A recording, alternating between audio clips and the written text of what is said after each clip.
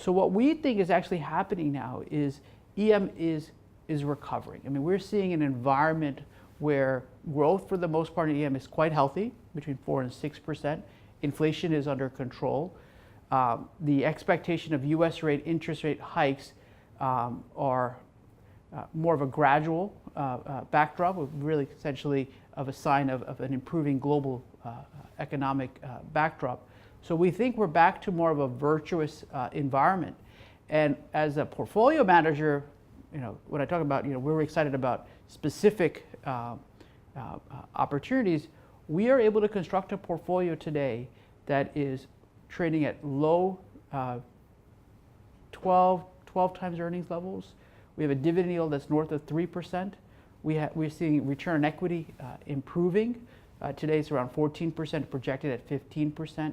To put these numbers into context, EM valuations have ranged between 8 and 18 times over the previous cycle, with mid-cycle valuations around 14 times. So we think the portfolio is well placed for multiple expansion. And quite frankly, at these levels of valuation, you're getting a yield with an equity optionality at a pretty attractive price.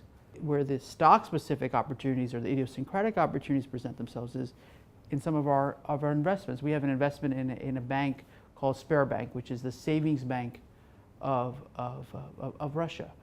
And this is a bank that has seen an increase in its deposit market share. So essentially low-cost funding has come in. As central bank has had to reprice lending rates locally, they've seen an expansion in their net interest margins.